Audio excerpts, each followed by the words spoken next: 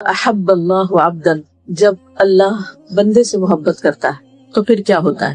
ہم عام طور پر بندوں کی محبت حاصل کرنے کے لیے پاپڑ بیلتے رہتے ہیں، مختلف طرح کے کام کرتے رہتے ہیں، کوشش کرتے رہتے ہیں، قربانیاں کرتے رہتے ہیں، لیکن اس کے باوجود بھی جب بندوں کی محبت ہمیں حاصل ہوتی تو اس میں کوئی بھی قرار نہیں ہوتا، کیونکہ بندوں کے دل الٹ پلٹ ہوتے رہتے ہیں، بدلتے رہتے ہیں۔ بندے جب محبت کرتے ہیں تو بعض اوقات اس محبت کا احسان بھی جتاتے، اس محبت کے اسیر بھی کرنے کی کوشش کرتے، جس سے محبت کرتے ہیں اس کو پوزیس کرنے کی کوشش کرتے، اسے کنٹرول کرنے کی کوشش کرتے، اپنے مرضی کے مطابق اس کو چلانے کی کوشش کرتے۔ لیکن جب انسان کو اللہ سبحانہ تعالیٰ سے محبت ہوتی اور اللہ تعالیٰ کی محبت ہر چیز سے بڑھ کر اس کے دل میں ہوتی تو انسان ان سارے بندھنوں، ان غلامیوں سے آزاد ہو جاتا ہے۔ تو بہرحال ہمیں انسانوں کی محبت کے پیچھے بھاگنے اور دوڑنے کی بجائے اللہ سبحانہ تعالیٰ سے محبت کرنی چاہیے، تاکہ اللہ سبحانہ تعالیٰ ہم سے محبت کرے۔ اللہ سبحانہ تعالیٰ جو ہمارا خالق ہے، مالک ہے، ہمیں اسی نے زندگی عطا کی، ہماری موت بھی اسی کے ہاتھ میں، اسی کی طرف سے ہم آئے ہیں اور اسی کی طرف ہمیں پلٹ کر جانا ہے، جو ہمارے ظاہر اور باطن ہر چیز کو جانتا ہے۔ اس کی ایک صفت الودود بھی ہے کہ وہ محبت کرتا ہے، باوجود اس کے کہ وہ کائنات کا مالک، عظیم عرش کا مالک، رب العرش العظیم ہے، لیکن وہ محبت کرنے والا رب ہے۔ وَهُوَ الْغَفُورُ الْوَدُودُ ذُو الْعَرْشِ الْمَجِيدُ فَعَالٌ لِمَا يُرِيدُ، اور وہی ہے جو بے حد بخشنے والا ہے، غفور بخشش فرمانے والا ہے، معاف کر دینے والا ہے، الودود محبت کرنے والا ہے، بہت زیادہ محبت کرنے والا ہے، ذو العرش المجید عظیم الشان، بڑی شان والے عرش کا مالک ہے، یعنی اتنی شان والے عرش کا مالک ہوتے ہوئے بھی وہ محبت کرتا ہے۔ فعال لما یرید، کر گزرنے والا ہے جو وہ چاہتا ہے، اسے کوئی روک نہیں سکتا، جس چیز کا وہ ارادہ کرتا ہے انما امرہ اذا اراد شیئا ان یقول لہ کن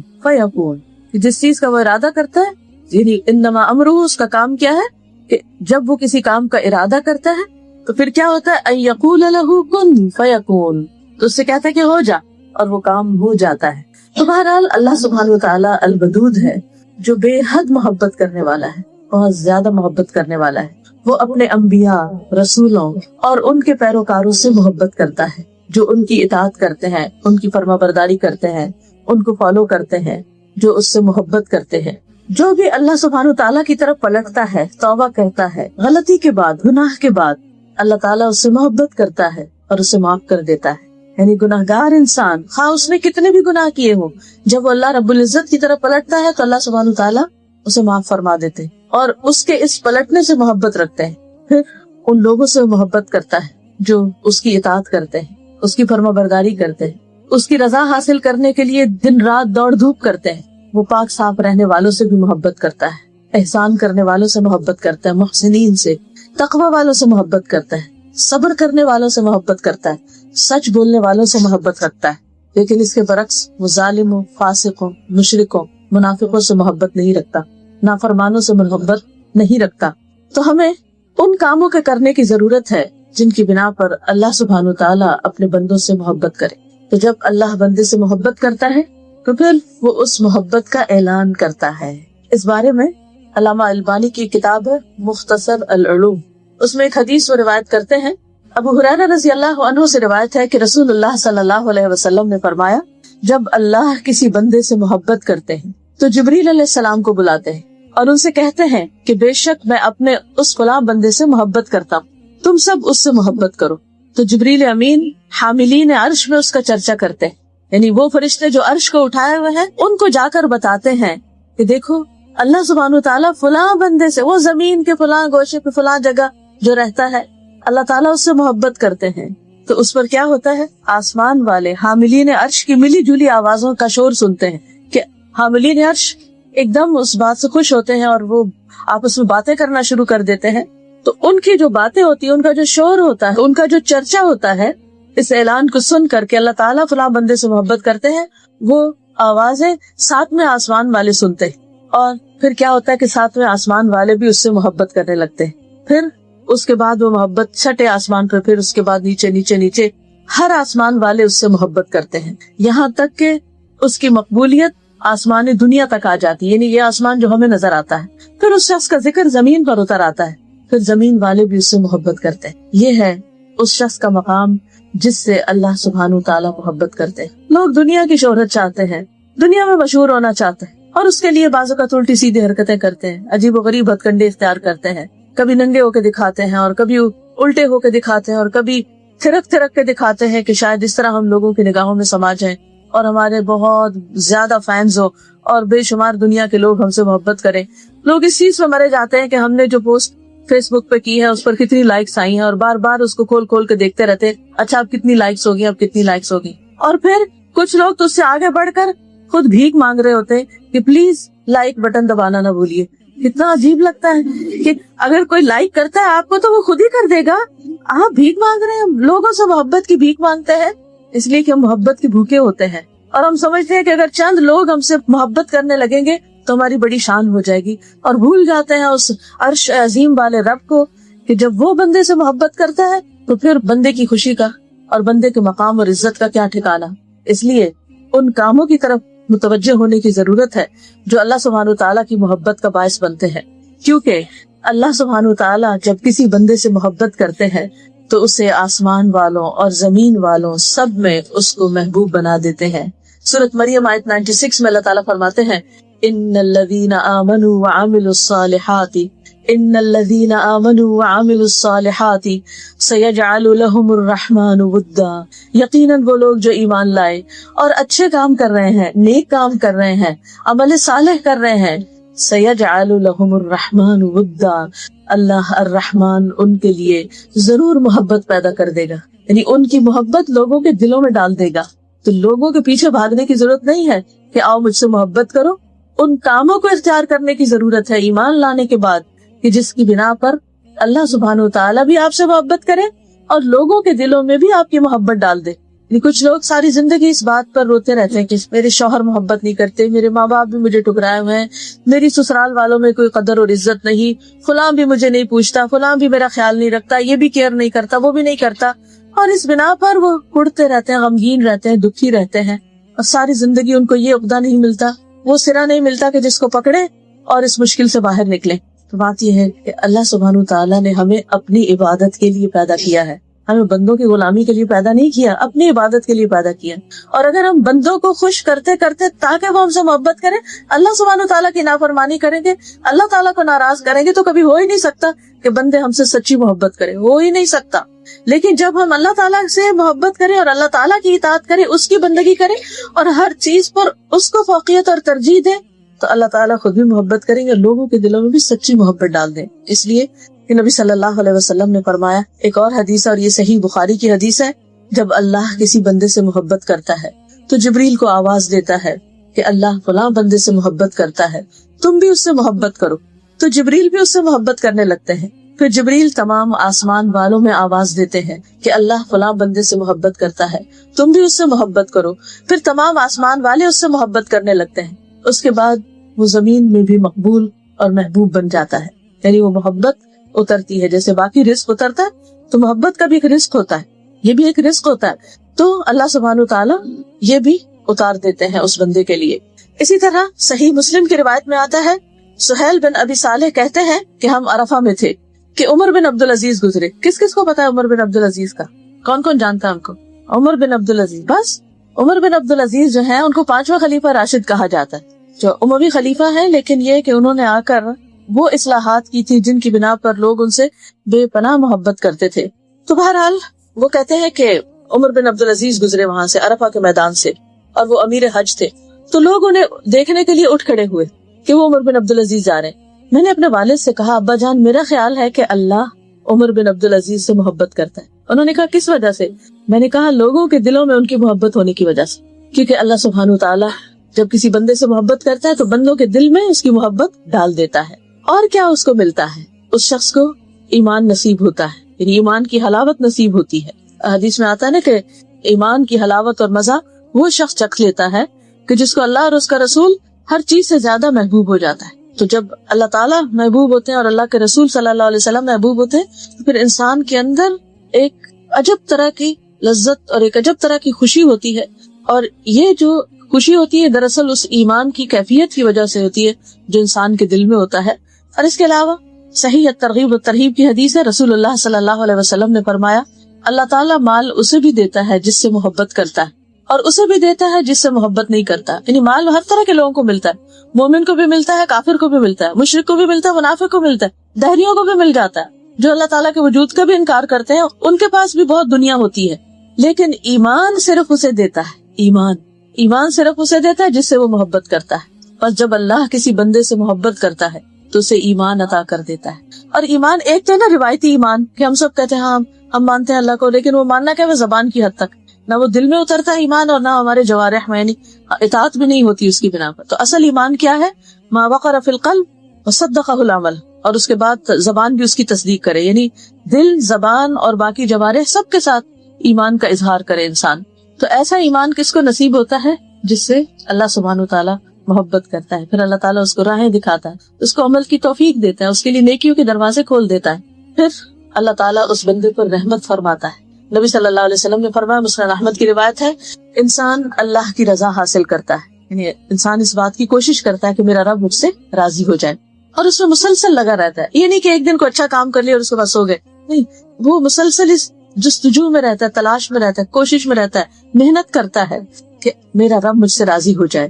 تو اللہ عز و جل جبریل سے فرماتا ہے کہ میرا فلاں بندہ میری رضا کی تلاش میں. ٹٹولیے اپنے دلوں کو, کیا ہم ہیں کہ ہماری زندگی کا سب سے بڑا ہم اور غم, ہماری فکر, ہماری تڑپ اور ہماری جستجو بس یہ لگ جائے کہ میرا رب مجھ سے کسی طرح راضی ہو جائے. کتنے خوش قسمت صحابہ کرام کہ جن کے بارے میں اللہ تعالیٰ نے خود فرما دیا, رضی اللہ عنہم ورضوا عنہ, اللہ ان سے راضی ہو گیا اور وہ اللہ سے راضی ہو گئے. اور یہ اس کو بھی نصیب ہو سکتا ہے جو اللہ سے ڈرے.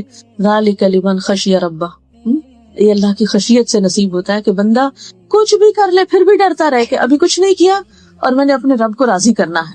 تو جب ایک انسان اس کوشش میں لگ جاتا ہے تو اللہ تعالیٰ جبریل سے فرماتا ہے, میرا فلاں بندہ میری رضا کی تلاش میں ہے, آگاہ رہو, اس پر میری رحمت ہے, اس پر میری رحمت ہے. جبریل کہتے ہیں فلاں آدمی پر اللہ کی رحمت ہو. حاملین عرش بھی یہی کہتے ہیں, ان کے آس پاس کے فرشتے بھی یہی کہنے لگتے ہیں, حتیٰ کہ ساتویں آسمان والے بھی یہی کہنے لگتے ہیں. پھر یہ بات زمین پر اتار دی جاتی, یعنی ساتوں آسمانوں والے جو فرشتے ہیں یا جو بھی مخلوق ہے وہ یہی کہنے لگتے ہیں کہ اللہ تعالیٰ فلاں بندے سے راضی ہے اور اس پر اپنی رحمت فرماتا ہے. پھر یہ بات زمین پر اتار دی جاتی ہے. پھر یہ کہ جب اللہ تعالیٰ کسی بندے سے محبت کرتا ہے تو اس کی خاص مدد فرماتا ہے, اسے اللہ تعالیٰ کی تائید حاصل ہو جاتی ہے, اللہ تعالیٰ کی طرف سے مدد آتی ہے. ابو ہریرہ رضی اللہ عنہ کہتے ہیں, یہ بھی صحیح بخاری کی روایت ہے, کہ رسول اللہ صلی اللہ علیہ وسلم نے فرمایا, بے شک اللہ تعالیٰ کا ارشاد ہے, جس نے میرے کسی ولی سے دشمنی کی, یعنی اللہ کے دوست سے دشمنی کی, اس کے خلاف میری طرف سے اعلان جنگ ہے. اور میرا بندہ, یعنی اگر کوئی شخص اللہ کے دوستوں سے دشمنی رکھتا ہے, مثلا اللہ کے رسولوں سے, اللہ کے نبیوں سے, نبی صلی اللہ علیہ وسلم سے, صحابہ کرام سے, اور اس کے بعد جو بھی لوگ قیامت تک احسان کے ساتھ ان کی پیروی کرتے رہے اور اللہ تعالیٰ کی رضا میں بھاگ دوڑ کر رہے ہوں, تو جب کوئی بھی شخص ان کے خلاف ہوتا ہے یا ان کی دشمنی کرتا ہے تو اللہ تعالیٰ اس سے ناراض ہوتے ہیں اور اس کے خلاف اعلان جنگ کرتے ہیں. اور میرا بندہ, یعنی اللہ کا دوست کیسے بنا جاتا ہے, میرا بندہ جن جن عبادتوں کے ذریعے سے میرا قرب حاصل کرتا ہے, ان میں سے کوئی عبادت مجھے اتنی پسند نہیں ہے جس قدر وہ عبادت پسند ہے جو میں نے اس پر فرض کی ہے. یعنی انسان اللہ تعالیٰ کی رضا اور محبت کیسے حاصل کر سکتا ہے, اپنے فرائض کی احسن ادائیگی کے ساتھ. یہ سب سے پہلے فرائض, کیونکہ اگر فرائض پورے نہیں کیے تو پھر نوافل فائدہ نہیں دیں گے, یا اس طرح نہیں دیں گے جس طرح دینا چاہیے, کیونکہ نوافل کا بہرحال اپنا فائدہ, لیکن وہ اسی وقت کارآمد ہے جب فرض ادا ہو, ورنہ تو وہ نوافل اگر فرضوں کی جگہ پر ان کی کمی پوری کرنے لگے تو وہ تو تھوڑے ہی پڑ جائیں گی, کیونکہ فرض فرض ہے اور نفل نفل ہے. بہرحال پھر حدیث میں آتا ہے, حدیث قدسی ہے یہ, کہ اللہ تعالیٰ فرماتے ہیں, میرا بندہ نوافل کے ذریعے, میرا بندہ نوافل کے ذریعے سے مجھ سے اتنا قریب ہو جاتا ہے کہ میں اس سے محبت کرنے لگتا. یعنی پہلے درجے میں محبت کیسے حاصل ہوتی ہے, فرض کی ادائیگی سے. کہ جس بندے کے دل میں اللہ کی محبت ہوتی ہے نا, وہ صرف فرض پر کفایت نہیں کرتا, وہ صرف فرض ادا کرنا کافی نہیں سمجھتا, اس کا دل نہیں بھرتا, وہ سوچتا ہے مجھے ابھی کچھ اور کرنا چاہیے, کچھ اور کرنا چاہیے, اس سے آگے بھی کرنا چاہیے, ابھی تو کچھ بھی نہیں کیا. لہٰذا وہ نوافل کی طرف رغبت کرتا ہے اور نوافل کی کثرت کرتا ہے, خواہ وہ نمازوں کی ادائیگی میں ہو یا پھر باقی زکوٰۃ کی ادائیگی, زکوٰۃ صدقات کی ادائیگی میں ہو, یا حج اور عمرے کے طریقے پر ہو, یا فرضی روزے اور نفلی روزوں کی شکل میں ہو تو فرائض کے علاوہ وہ نوافل کا بھی اہتمام کرنے لگتا ہے. میرا بندہ نوافل کے ذریعے مجھ سے اتنا قریب ہو جاتا ہے کہ میں اس سے محبت کرنے لگتا ہوں. جب میں اس سے محبت کرنے لگ جاتا ہوں تو میں اس کا کان بن جاتا ہوں جس سے وہ سنتا ہے, اس کی آنکھ بن جاتا ہوں جس سے وہ دیکھتا ہے, اس کا ہاتھ بن جاتا ہوں جس سے وہ پکڑتا ہے, اس کا پاؤں بن جاتا ہوں جس سے وہ چلتا ہے. اگر وہ مجھ سے مانگے تو میں اسے دیتا ہوں, اگر وہ مجھ سے پناہ کا طالب ہو تو میں اس کو پناہ دیتا ہوں. میں کسی چیز میں تردد نہیں کرتا جس کو میں کرنے والا ہوتا ہوں. یعنی اللہ سبحانہ وتعالیٰ جب کسی کام کا ارادہ کرتے ہیں تو انہیں اس کام کے کرنے میں کوئی تردد نہیں ہوتا. مگر جو مومن کی جان نکالنے کے وقت ہوتا ہے, یعنی جس سے اللہ تعالیٰ محبت کرتا ہے, اس کے جب موت کا وقت آتا ہے اور اس کی روح نکالی جانی ہوتی ہے تو وہ موت کو بوجہ تکلیف پسند نہیں کرتا. یعنی ویسے تو ہمیں موت اس لیے پسند ہے کہ وہ اللہ سے ملاقات کا ذریعہ بنے گی, لیکن اس سے ہمیں ڈر کیوں لگتا ہے کہ نزا کا وقت بہت سخت ہے, بال بال سے اور پور پور سے جان نکلنی ہے, یعنی کیسا وقت آئے گا, تو اس سے ہم ڈرتے ہیں, گھبراتے ہیں. فرمایا کہ وہ موت کو بوجہ تکلیف پسند نہیں کرتا اور مجھے بھی اسے تکلیف دینا اچھا نہیں لگتا. تو بہرحال آپ دیکھیے کہ جب انسان اللہ کی اطاعت کرتا ہے, فرائض کی ادائیگی اور نوافل کی ادائیگی سے خاص طور پر, تو پھر انسان کو خصوصی طور پر اللہ سبحانہ وتعالیٰ کی تائید حاصل ہوتی ہے اور انسان کو مزید نیکیوں کے کرنے کا موقع ملتا ہے حتیٰ کہ اس کی موت کا وقت آ جاتا ہے. پھر اسی طرح اللہ تعالیٰ جس سے محبت کرتا ہے اس کو نیک شہرت عطا کرتا ہے, اس کی نیک نامی ہوتی ہے. صحیح ترغیب و ترہیب یہ حدیث آتی ہے, عمرو بن حمق رضی اللہ عنہ کہتے ہیں رسول اللہ صلی اللہ علیہ وسلم نے فرمایا, جب اللہ کسی بندے سے محبت کرتا ہے تو اسے لوگوں میں نیک شہرت بنا دیتا ہے, یعنی اس کی نیک نامی ہو جاتی, اس کی گڈ ول ہو جاتی. صحابہ نے کہا کہ اے اللہ کے رسول صلی اللہ علیہ وسلم, نیک شہرت کیسے بناتا ہے؟ فرمایا وہ اس طرح کہ اس کی موت سے قبل اس کو نیک عمل کی توفیق دے دیتا ہے حتیٰ کہ اس کے پڑوسی یا فرمایا کہ آس پاس والے اس سے راضی ہو جاتے ہیں, اس سے خوش ہو جاتے ہیں. اور اس طرح یہ مراد ہے کہ جب وہ دنیا سے جاتا ہے تو بعد میں لوگ جو اس کا آخری عمل ہوتا ہے اس کی بنا پر اس کو یاد کرتے ہیں, اس کا ذکر خیر کرتے ہیں, اس کے حق میں اچھی گواہیاں دیتے ہیں. کیونکہ ہم انسان ہیں, بہت غلطیاں کرتے ہیں, لا علم ہے, بعض اوقات لا علمی کی وجہ سے, بعض اوقات غفلت کی وجہ سے, بعض اوقات سستی کی وجہ سے, بعض اوقات جہالت کی وجہ سے. یعنی جہالت دو طرح کی ہوتی ہے نا, ایک لا علمی کی وجہ سے اور ایک انسان کے علم کے باوجود جب اس پر اس کے جذبات غالب آ جاتے ہیں تو جاہل بن جاتا ہے. تو بہرحال غلطیاں تو دن رات ہوتی ہی رہتی, لیکن اللہ سبحانہ وتعالیٰ جب بندے کو توبہ کی توفیق دیتا ہے اور پھر بندہ پلٹ آتا ہے تو وہ پلٹنا اللہ تعالیٰ کو بہت پسند ہے. اور پھر اگر بندے کا اختتام اچھی حالت پہ ہوتا ہے, نیکی کے کام کرتے ہوئے ہوتا ہے, تو پھر آخری عمل جو ہے انما الاعمال بخواتیمہا, یعنی اعمال کا دار و مدار ان کے خاتمے کے ساتھ, اختتام پر کیا ہوا. اسی لیے زندگی میں اگر کوئی شخص جب تک زندہ ہے ہمیں نہیں معلوم اس کا کیا ہوگا, یعنی وہ اس نیکی پر قائم بھی رہتا ہے یا نہیں, یا وہ پلٹ جاتا ہے یا وہ غلط کام کرنا شروع کر دیتا ہے, اختتام کس چیز پر ہوتا ہے. تو اصل خوش قسمت وہ ہے جس کا انجام اچھا ہو, جس کا اختتام اچھا ہو, جو دنیا سے اچھے کام کے ساتھ رخصت ہو اور پھر بعد والے بھی اس کے حق میں اچھی گواہیاں دینے والے ہوں. اسی طرح ایک اور نعمت ملتی ہے انسان کو جب اللہ سبحانہ وتعالیٰ بندے سے محبت کرتا ہے, اور وہ نعمت ہوتی ہے نرمی کی. حدیث میں آتا ہے اذا احب اللہ عبدا اعطاہ الرفق, رسول اللہ صلی اللہ علیہ وسلم نے فرمایا جب اللہ تعالیٰ کسی بندے سے محبت کرتا ہے تو اسے نرمی عطا کر دیتا ہے, اس کے مزاج میں نرمی آ جاتی, اس کے اندر دوسروں کے لیے رحم دلی آ جاتی, بات میں نرمی ہوتی ہے, معاملے میں نرمی ہوتی ہے, لین دین میں نرمی ہوتی ہے. یعنی انسان کے جو طور طریقے ہیں ان سب کے اندر, یعنی اس کی چال ڈھال, گفتگو, آواز, ہر چیز کے اندر نرمی آ جاتی. اور یہ بھی اللہ سبحانہ وتعالیٰ کی ایک خاص عنایت ہوتی. پھر جب اللہ تعالیٰ کسی بندے سے محبت کرتا ہے تو اسے دنیا کی محبت سے بچاتا ہے, یعنی اس کے دل میں دنیا کی لالچ, ہرس اور محبت نہیں رہتی. اللہ تعالیٰ اس کے دل کو غنی بنا دیتا ہے, اس کی نگاہیں دنیا سے اوپر اٹھنے لگتی, اس کی منزل دنیا نہیں رہتی, وہ اپنی منزل آخرت کو بنا لیتا ہے. وہ اسی کے لیے جیتا ہے اور مرتا ہے, اسی کے لیے ساری کوشش کرتا ہے. اس کا سب سے بڑا ہم اور غم یہی بن جاتا ہے کہ کس طرح وہ آخرت میں کامیاب ہو جائے. رسول اللہ صلی اللہ علیہ وسلم نے فرمایا, مسند احمد کی روایت ہے, اللہ عز و جل جس بندے سے محبت کرتا ہے اسے دنیا سے اسی طرح بچاتا ہے جیسے تم لوگ اپنے مریض کو کھانے پینے سے بچاتے ہو کہ تم اس پر طبیعت کی خرابی کا خوف رکھتے ہو. یعنی انسان ویسے کوئی شوگر پیشنٹ ہے تو اس کو کتنی احتیاط برتنی ہوتی. تو بعض اوقات تو تنگ آ جاتے ہیں احتیاط کر کر کے, تو کچھ بے احتیاطی کرنے لگتے ہیں تو سارے پیچھے پڑ جاتے ہیں, نہیں یہ نہیں کھانا, یہ نہیں کھانا, بس اتنا نہیں کھانا. کیوں روکتے ہیں اس کو؟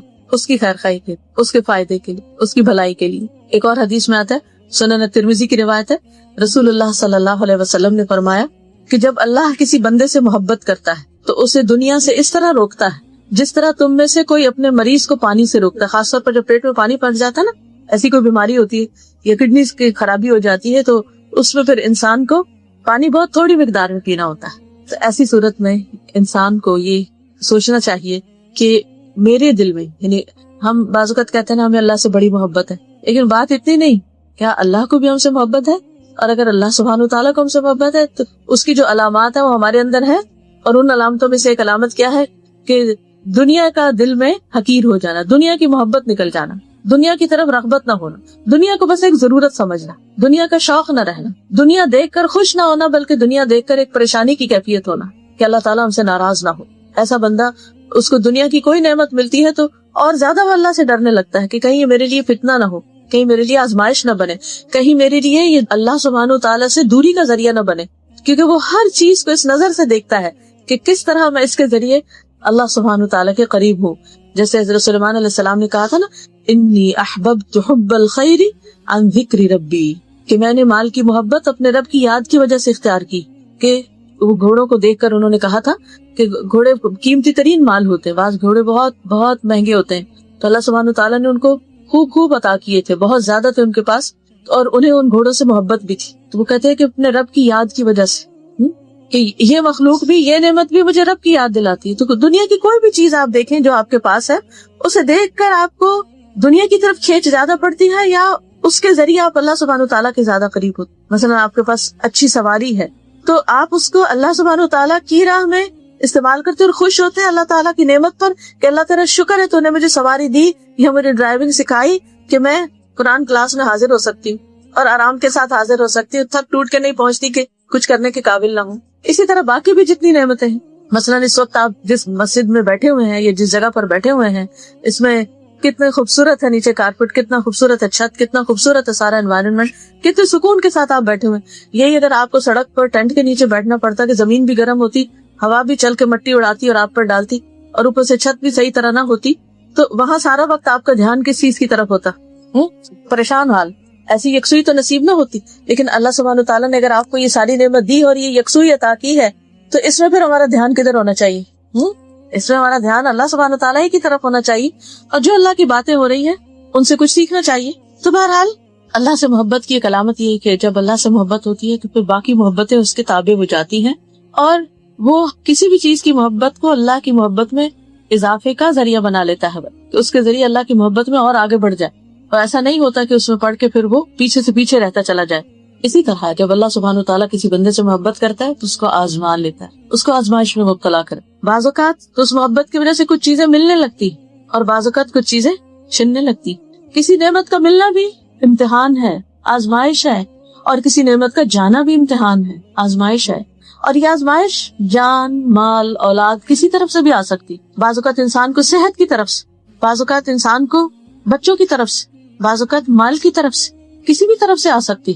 اس وقت انسان کے دل میں شیطان کیا وسوسے ڈالتا ہے کہ شاید اللہ تعالیٰ تم سے ناراض ہے اس لیے اس نے یہ نعمت تم سے چھین لی. تو بات یہ نہیں, اللہ تعالیٰ جب کسی بندے سے محبت کرتا ہے تو اسے امتحان میں مبتلا کر آزمائش میں ڈالتا ہے کہ اب یہ بندہ کیا کرتا ہے. رسول اللہ صلی اللہ علیہ وسلم نے فرمایا, اللہ عز و جل جب کسی قوم سے محبت کرتا ہے تو انہیں آزمائش میں مبتلا کرتا ہے. پھر جو شخص صبر کرتا ہے یعنی کمپلینٹس نہیں کرتا, شکایتیں نہیں کرتا, اللہ سے ناراض نہیں ہوتا, ہر بندے کے سامنے رونا نہیں رونے بیٹھ جاتا, تو اللہ سبحانہ وتعالیٰ اسے یعنی جو صبر کرتا ہے اسے صبر مل جاتا ہے, اللہ اسے صبر دے دیتے ہیں. ایک اور حدیث میں آتا ہے من یتصبر یصبرہ اللہ, جو صبر کرتا ہے, صبر کی کوشش کرتا ہے, اللہ تعالیٰ اس کو صبر عطا کر دیتا ہے. اور جو شخص جزا فضا کرتا ہے, بے صبری کرتا ہے, تو اس کے لیے جزا فضا ہے, بس پھر اس کی قسمت میں یہی رہ جاتا ہے کہ وہ دن رات روئے کڑے اور اس کو حاصل کچھ بھی نہیں ہوتا. تو اللہ سبحانہ وتعالیٰ کی طرف سے جب کوئی آزمائش آتی ہے تو صرف آزمائش کا آنا ہی محبت کی علامت نہیں, اس آزمائش میں ثابت قدمی اور صبر کا اختیار کرنا یہ بھی ضروری ہے, یہ محبت کی علامت ہے. ایوب علیہ السلام کو یاد کیجئے, جن کو اللہ سبحانہ وتعالیٰ نے دنیا کی ہر نعمت واقعی سب لوگوں سے زیادہ دی تھی, اور اس کے بعد ایک ایک کر کے ساری نعمتیں واپس لے. لیکن انہوں نے کبھی بھی شکوہ نہیں, کبھی ناراض نہیں, اور جب بھی ان پہ تکلیف آتی یا کوئی شخص احساس دلاتا تو یہ کہتے کہ اللہ نے مجھے اتنی نعمتیں بھی تو عطا کی. اور ہم سب اگر سوچیں تو جب ہم ایک نعمت کو عرصے تک استعمال کرتے رہتے تو کبھی اس کا ذکر نہیں کرتے کہ یہ نعمت ہے ہمارے پاس, لیکن جب چلی جاتی ہے تو پھر ہم ضرور کہتے ہیں کہ میرے ساتھ ایسا ہو گیا, یہ نعمت مجھ سے لے لی گئی, پھر اس کا ذکر ضرور کرتے ہیں. تو بہرحال جو اللہ سے محبت کرنے والے ہیں وہ اللہ سبحانہ وتعالیٰ کے فیصلوں پر راضی رہتے. وہ کہتے ہیں کہ اس میں بھی کوئی بہتری ہے میرے لیے, اس میں بھی کوئی خیر ہے, اس میں بھی کوئی بھلائی ہے. وہ ہر چیز کے اندر سے کوئی مثبت پہلو نکال لیتے ہیں, کیونکہ ان مع العسر یسرا فان مع العسر یسرا, تنگی کے ساتھ آسانی بھی, پھر یقیناً تنگی کے ساتھ آسانی. ایسا ہو نہیں سکتا کہ اللہ سبحانہ وتعالیٰ کسی بندے کو محض تنگی میں مبتلا کر دے اور اس کی وجہ سے اس کو کوئی آسانی عطا نہ کرے.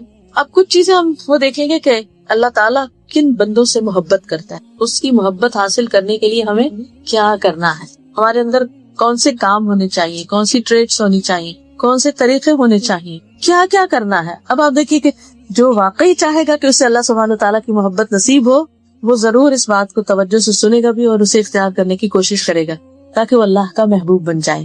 اب دیکھیے کہ جیسے اپنے کسی بھی ایسے ایکسپیرینس کو یاد رکھیے کہ جس میں آپ کو کسی کی توجہ حاصل کرنے کے لیے کچھ محنت کرنی پڑی, بالآخر وہ حاصل ہو گئی, لیکن اس کے لیے آپ نے کیا کیا نہیں کیا, کیسی کیسی محنتیں کی. وہ تو دنیا تھی نا.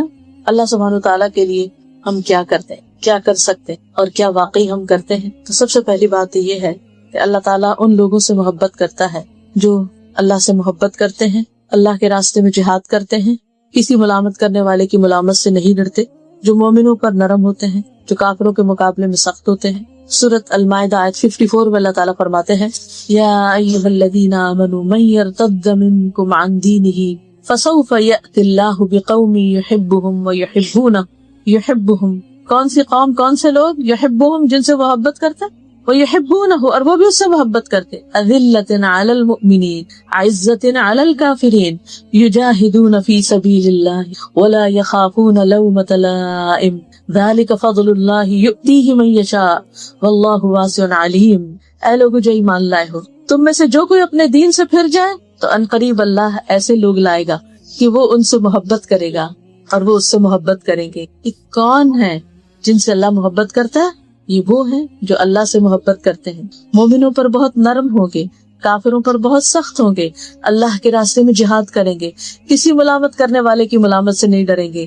کیونکہ جب انسان اللہ کا بنتا ہے نا تو لوگ پیچھے پڑ جاتے ہیں, طرح طرح کی باتیں کرتے ہیں, طرح طرح کی چیزوں سے ڈراتے ہیں, لیکن وہ کسی چیز سے بھی ڈرتے نہیں, کیونکہ انہیں پتا ہے کہ جو راستہ ہم نے اختیار کیا ہے سب سے بہترین راستہ ہے, یہ اللہ کا فضل ہے, وہ اسے دیتا ہے جس کو وہ چاہتا ہے, اور اللہ وسعت والا, سب کچھ جاننے والا ہے. پھر اللہ سبحانہ تعالیٰ کی محبت ان لوگوں کو حاصل ہوتی ہے جو نبی صلی اللہ علیہ وسلم کی پیروی اختیار کرتے ہیں, آپ کا اتباع کرتے ہیں, آپ کی سنت پر چلتے ہیں. ہمیں بھی جائزہ لینا چاہیے کہ ہماری زندگی میں نہ صرف یہ کہ نماز اور روزے کی حد تک, بلکہ کھانے پینے میں, سونے جاگنے میں, میل ملاقات میں, باقی تمام چیزوں میں سنت کی پیروی کتنی ہے. ہم کون سا کام اور کس کس کام کو کرتے وقت یہ دیکھتے ہیں کہ اس کام کو نبی صلی اللہ علیہ وسلم نے کیسے کیا. کیا ہمارا یہ شوق ہوتا ہے, کیا ہم ان کو آئیڈیلائز کرتے, کیا ہم ان کو اپنے لیے رول ماڈل سمجھتے کہ ہمیں بھی ویسے ہی کرنا ہے. اور کیوں نہ کریں, اس لیے کہ وہ کامیاب ترین انسان تھے, اللہ سبحانہ تعالیٰ کے محبوب تھے, ہمارے لیے اسوہ حسنہ تھے. اسی لیے اللہ تعالیٰ فرماتے ہیں قل ان کنتم تحبون اللہ, کہہ دیجئے اگر تم اللہ سے محبت رکھتے, اللہ سے محبت کرتے. ہر شخص یہ دعویٰ کرتا ہے مجھے اللہ سے بڑی محبت, صرف مسلمان ہی نہیں, بہت سے کرسچنز اور دوسرے لوگ بھی یہ کہہ رہے ہوتے ہیں کہ ہم اللہ سے بڑی محبت کرتے ہیں, لیکن اللہ سبحانہ تعالیٰ اس کو ایکسپٹ نہیں کرتے جب تک کہ ہم اس شرط کو نہ مانیں. فاتبعونی, پس پیروی کیجیے میری. قل, آپ ان کو بتا دیجئے, کہہ دیجئے, نبی صلی اللہ علیہ وسلم سے کہا جا رہا ہے ان کنتم تحبون اللہ, اے لوگو اگر تم اللہ سے محبت کرتے ہو, فاتبعونی, تو میری پیروی کرو, میرا اتباع کرو, مجھے فالو کرو, میرے فٹ سٹیپس پر چلو. تو کیا ہوگا, تمہیں کیا ملے گا؟ یحببکم اللہ, اللہ تم سے محبت کرے گا. ویغفر لکم ذنوبکم, اور تمہارے گناہوں کو معاف کر دے گا. واللہ غفور الرحیم, اور اللہ غفور الرحیم ہے. ہم تو کچھ نہ کر کے کہتے اللہ غفور الرحیم, واقعی اللہ غفور الرحیم ہے, لیکن اس کے لیے اس کی بخشش اور اس کی رحمت کو پانے کے لیے کچھ کرنے کی بھی ضرورت ہے, اور اس کرنے میں خاص طور پر فاتبعونی, رسول اللہ صلی اللہ علیہ وسلم کا اتباع. اطاعت ہوتی ہے کسی حکم کے جواب میں, لیکن اتباع ہوتا ہے صرف دیکھتے جاؤ اور پیچھے چلتے جاؤ. یہ پوچھو بھی نہیں کہ یہ کام کیوں کریں اور آپ یہ کیوں کر رہے ہیں اور آپ ادھر کیوں اڑ رہے ہیں اور آپ ادھر کیوں جا رہے ہیں. بس پیچھے آ جاؤ. یہ نہ پوچھو کدھر جا رہا ہوں. ظاہر ہے کہ آپ تو سیدھے راستے پر تھے اور سیدھے راستے پر ہی لے جانے والے تھے. یاسین والقرآن الحکیم انک لمن المرسلین علی صراط مستقیم. یاسین قسم ہے قرآن حکیم کی. قسم کھا کے بات کی جا رہی ہے کہ آپ یقیناً رسولوں میں سے ہیں, سیدھے راستے پر. تو جو شخص سیدھا راستہ چاہتا ہے اہدنا الصراط المستقیم, اس کے لیے کیا ہے کہ پھر آپ کے پیچھے چلنا شروع کریں, جو کچھ آپ کریں وہی کرتا چلا جائے. پھر اللہ سبحانہ وتعالیٰ محبت کرتا ہے محسنین سے. ان اللہ یحب المحسنین, بے شک اللہ تعالیٰ احسان کرنے والوں سے محبت کرتا ہے. آپ دیکھیے کہ احسان ہوتا ہے کسی کو اس کے حق سے بڑھ کر دینا. کسی نے آپ کے ساتھ اچھا کیا تو آپ بھی اس کے ساتھ اچھا کریں, یہ احسان نہیں ہے. احسان ہے کوئی آپ کے ساتھ برا کرے تو آپ اس کے ساتھ اچھا کریں, کوئی آپ کے ساتھ تھوڑا کرے تو آپ اس کے ساتھ زیادہ کریں. جیسے ہم دنیا کے کاموں میں, دنیا کی چیزوں میں آگے بڑھنے کی کوشش کرتے ہیں نا, تو اسی طرح نیکی میں بھی آگے بڑھنے کی, سبقت کرنے کی انسان کوشش کرے. یہ نہ دیکھے اس نے تو میرے ساتھ ایسا کیا تھا تو میں اس کے ساتھ کیوں کروں. پھر اسی طرح اللہ سبحانہ وتعالیٰ محبت رکھتا ہے متقین سے. فإن اللہ یحب المتقین. تقویٰ کیا ہوتا ہے؟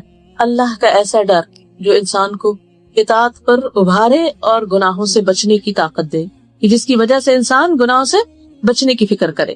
پھر اللہ تعالیٰ محبت رکھتا ہے ان اللہ یحب التوابین, توبہ کرنے والوں سے. اور صرف توبہ کرنے والے, تواب, تواب کا کیا مطلب ہے؟ بہت زیادہ توبہ کرنا, بار بار توبہ کرنا, کثرت سے توبہ کرنا, خوب اچھی طرح توبہ کرنا. ایسے لوگوں سے بھی اللہ تعالیٰ محبت کرے. اور توبہ کون کرتا ہے؟ توبہ کون کرتا ہے؟ گناہ گار. آپ دیکھیے اللہ سبحانہ تعالیٰ تو گناہ گار کو بھی موقع دیتے ہیں کہ وہ پلٹ آئے. کبھی آپ نے احساس ہونا میں بہت گناہ گار ہوں, یہ بڑا ہی اچھا احساس, اپنی غلطیوں کا احساس, ان پہ شرمندگی, ان پہ ندامت, ان پہ رونا, ان پہ افسوس, ان پہ حسرت. دنیا میں, آخرت میں تو پھر بہت بڑی ہو جائے گی. دنیا میں حسرت, یا اللہ میں تو بہت ہی گناہ گار ہوں, تو بہت غلطی ہے. شیطان کا کام کیا ہوتا ہے؟ پھر انسان کو صرف یہی سوچواتا رہتا ہے, توبہ کی طرف نہیں آنے دیتا. فوراً توبہ کرے, فوراً رجوع کرے, فوراً اللہ سبحانہ تعالیٰ کی طرف پلٹے, اور یہ سوچ کر پلٹے کہ توبہ کرنا اللہ تعالیٰ کو پسند ہے. تو میں اس وقت اللہ سبحانہ تعالیٰ کی محبت حاصل کرنے والا کام کر رہی. پھر اللہ تعالیٰ پاک اور صاف رہنے والوں سے محبت کرتا ہے. ان اللہ یحب التوابین ویحب المتطہرین. اور تطہر ہوتا ہے خوب پاکیزگی حاصل کرنا, خوب کوشش سے اور اچھی طرح پاک صاف ہونا. دو طرح کی صفائی ہوتی ہے نا. ایک صفائی وہ ہوتی ہے جو صرف ظاہر میں نظر آتی, اچھے کپڑے پہن لیے اور اوپر سے اسپرے کر لیا, لیکن نہ نہائے, نہ جسمانی صفائی کی, نہ اندر کے کپڑے بدلے. اور خاص طور پر میں کہوں گی عبایا پہننے والوں کو کہ ہم نے اس کو ایک اسکیپ بنا لیا ہے, جیسے تیسے ہوئے بس اوپر سے اچھا سا عبایا پہن لیا, سمجھے سارا صفائی حاصل ہو گئی. اس سے تطہر نہیں ہوتا.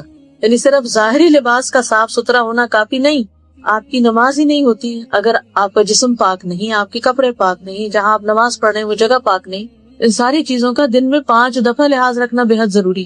پھر منسس کے بعد, جنابت کے بعد صحیح طور پر پاکیزگی حاصل کرنا کہ نیل پالش وغیرہ نہ لگی ہوئی ہو, کوئی ایسی چیز جسم پہ نہ چپکی ہوئی ہو, کوئی جگہ خشک نہ رہ جائے, کوئی ایسا کام نہ کرے کہ جس سے انسان کی طہارت میں رکاوٹ آئے. یہ بہت ضروری ہے. پھر انسان استنجا صحیح طور پر کرے, صاف ستھرا ہو, اس میں غفلت نہ برتے, نجاست باقی نہ رہے.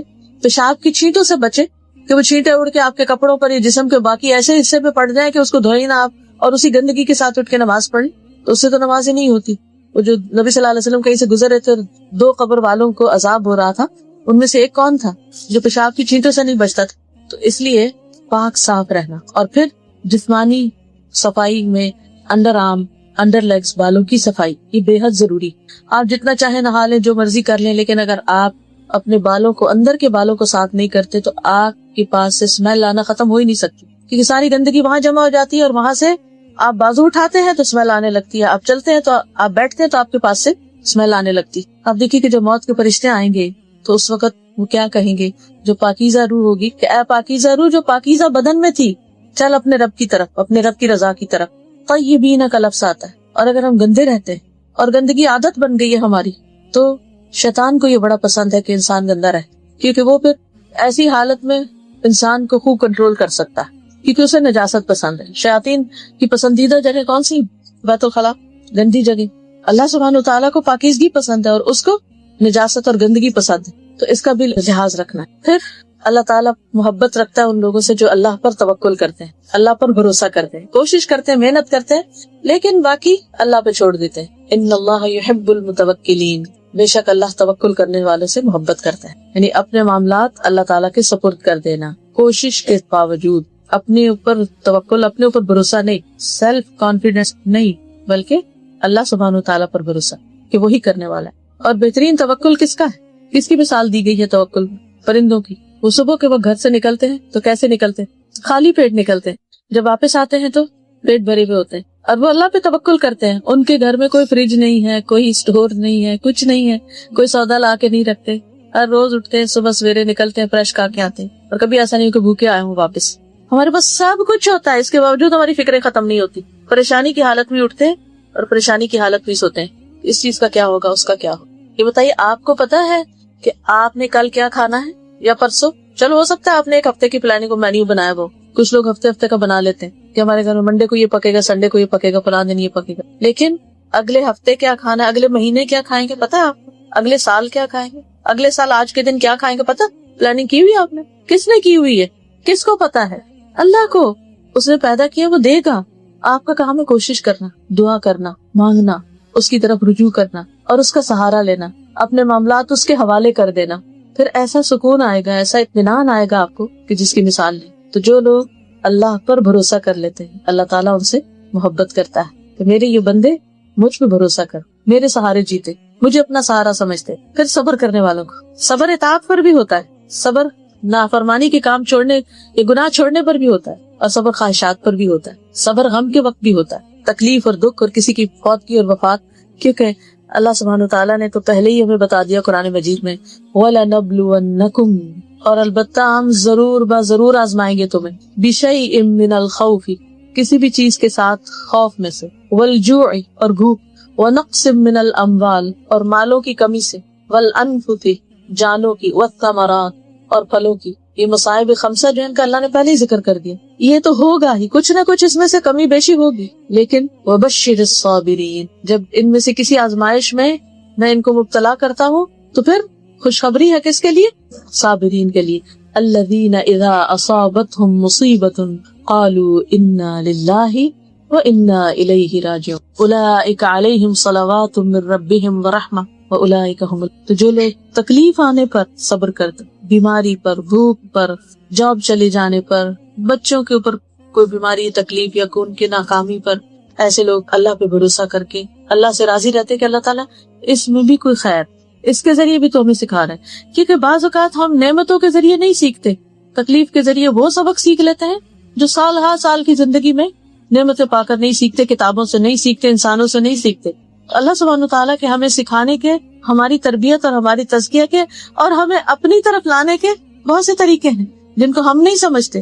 بظاہر یوں لگ رہا ہوتا ہے کہ جیسے اللہ تعالیٰ شاید ناراض ہے، لیکن حقیقت میں اللہ تعالیٰ بندے کو اپنا بنانا چاہتا ہے، اپنے قریب کرتا ہے۔ ایسے میں جو اللہ کی رضا پہ راضی ہو جاتا ہے، اللہ بھی اس سے راضی ہو جاتا ہے، اور جو ناراض ہوتا ہے اللہ تعالیٰ بھی اس سے ناراض ہو جاتا ہے۔ پھر اسی طرح اللہ تعالیٰ انصاف کرنے والوں سے محبت کرتا ہے، جو اپنے گھر والوں میں جن کے ساتھ معاملہ کرتے ہیں ان سب کے ساتھ انصاف برتتے ہیں۔ پھر اللہ کے راستے میں جہاد کرنے والوں سے، ان اللہ یحب الذین یقاتلون فی سبیلہ صفا کأنہم بنیان مرصوص، بلا شبہ اللہ ان لوگوں سے محبت کرتا ہے جو اس کی راہ میں صف باندھ کر لڑتے ہیں، جیسے وہ ایک سیسا پلائی ہوئی عبارت میں، یعنی اللہ کے راستے میں ایسے کام کرنے والے، ایسی جد و جہد، بھاگ دوڑ، جہاد، قتال کرنے والے کہ جو آپس میں یکجان ہوتے، اکٹھے ہوتے، اتفاق اور اتحاد ہوتا ہے ان کے اندر، تو ان لوگوں سے اللہ تعالیٰ محبت کرتے ہیں۔ پھر اسی طرح فرائض اور نوافل کی ادائیگی کرنے والوں سے، جس کا ذکر پیچھے بھی حدیث میں گزر چکا، صحیح بخاری کی۔ اسی طرح عبادت میں بہت کوشش کرنے والے،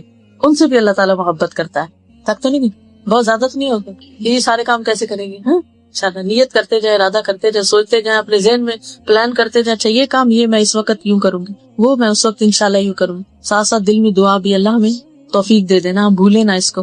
دیکھیں، جب دنیا میں کسی ایسے بندے کے بارے میں آپ کو پتا چلتا ہے کہ جس کی کوئی پوزیشن ہے یا کوئی مقام ہے، کوئی کسی ملک کا امیر ہے یا صدر ہے یا بڑا ہے، اگر اس سے آپ کی دوستی ہو جائے، وہ آپ سے محبت کرے، وہ آپ کو اپنے بہت پیاروں میں شامل کر لے، تو آپ کی خوشی کا کیا ٹھکانہ ہوتا ہے؟ آپ ہر ایک کو خوش ہو کر بتاتے ہیں کہ میں فلاں کی، یا فلاں میرا دوست ہے، یا میں فلاں کی دوست ہوں۔ اگر رب کائنات آپ سے محبت کرتا اس سے بڑا عزت کا کوئی مقام ہے؟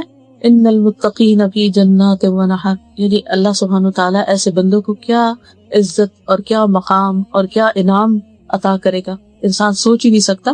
یہ دنیا کی زندگی تو پل بھر میں گزر جائے گی، پتہ بھی نہیں چلے، اور وہاں جو عزت کا مقام ملے گا، فی مقعد صدق عند ملیک مقتدر، سچی عزت کا مقام اس اقتدار والے بادشاہ کے پاس، وہاں جو قرب نصیب ہوگا، وہاں جو نعمتیں نصیب ہوں گی، ان پر اگر یقین ہو جائے تو کچھ بھی مشکل نہیں لگتا. پھر انسان کہتا ہے چند دن کی تو بات ہے.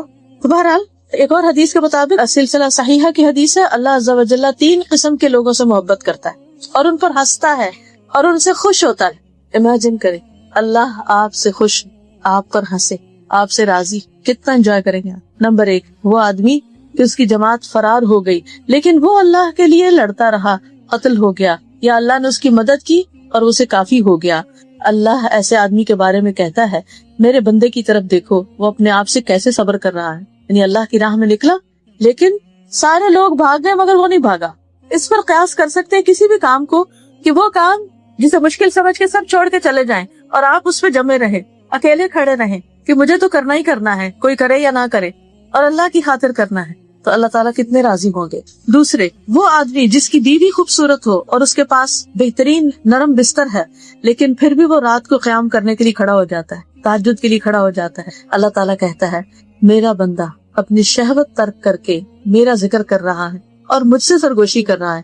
اگر یہ چاہتا تو سو بھی سکتا تھا، اس نے نیند قربان کی، اپنا بستر قربان کیا اور سب کچھ چھوڑ کر، یہی انسان کی خواہشات ہوتی ہیں، اپنا کمپینین چھوڑا، اپنا بستر چھوڑا، اپنا سب کچھ چھوڑا اور میری بارگاہ میں حاضر ہو گیا. تیسرا، وہ آدمی جو قافلے سمیت سفر پر روانہ ہوا، وہ رات کو کچھ حصہ جاگنے چلنے کی وجہ سے چکنا چور ہو گئے اور پھر لوگ تھک ہار کے سو گئے، لیکن وہ خوشی ناخوشی میں سحری کے وقت اٹھ کر کھڑا ہو گیا اور نماز پڑھنے لگا.